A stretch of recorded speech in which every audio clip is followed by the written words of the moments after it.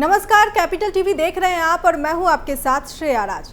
UP के मुख्यमंत्री योगी आदित्यनाथ ने 20 मई को चंडीगढ़ में जनता को संबोधित करते हुए विपक्ष पे जमकर निशाना साधा।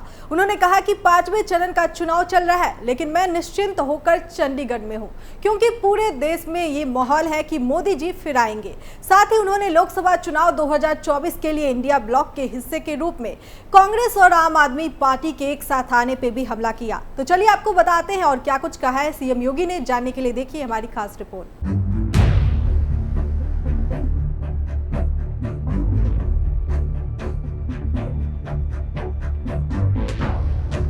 उत्तर प्रदेश के मुख्यमंत्री योगी आदित्यनाथ ने बीते दिन 20 मई को चंडीगढ़ में जनता को संबोधित करते हुए विपक्ष पे जमकर निशाना साधा। उन्होंने कहा कि आज 5वें चरण का चुनाव चल रहा है, लेकिन मैं निश्चिंत होकर चंडीगढ़ में हूं क्योंकि पूरे देश में ये माहौल है कि मोदी जी फिर आएंगे। उन्होंने कहा कि जनता कहती है कि जो राम को लाए हैं हम उनको लाएंगे और जो राम का नहीं किसी काम का नहीं। योगी जी ने कहा कि कांग्रेस राम विरोधी है।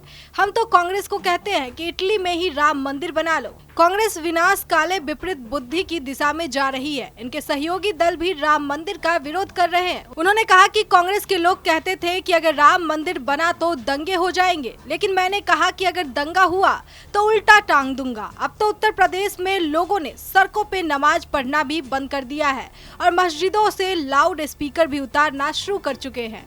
योगी ने कहा कि पंजाब में माफिया सीना तान कर चलता है, लेकिन यूपी में माफिया की क्या हालत की है ये सब जानते हैं। कांग्रेस की नजर अब आपकी संपत्ति पे है, आपका पैसा लेकर मुसलमानों को दे देंगे। इसके साथ ही सीएम योगी ने कहा कि औरंगजेब ने जजिया कर लगाया था, कांग्रेस के अंदर औरंगजेब की आत्मा घुस गई है।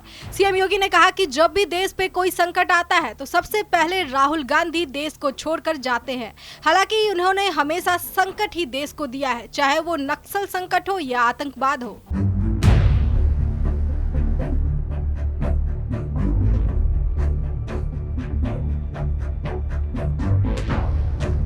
इसके साथ ही सीएम योगी ने कहा कि देश में जब कोरोना का संकट आया तो कभी राहुल उत्तर प्रदेश नहीं आए, बल्कि हम लोगों के बीच में काम करते रहे। राहुल गांधी और मनीष तिवारी इस दौरान कभी नहीं आए होंगे, सब उड़न खटोला है। पीएम मोदी ने 10 साल में देश का सम्मान बढ़ाया है। पहले आतंकी हमले होते थे, मैं सांसद था तो कांग्रेस कहती थी कि सीमा पर हुआ है, लेकिन अब जब पटाखा भी फूटता है तो पाकिस्तान सबसे पहले सफाई देता है कि इसमें मेरा हाथ नहीं है।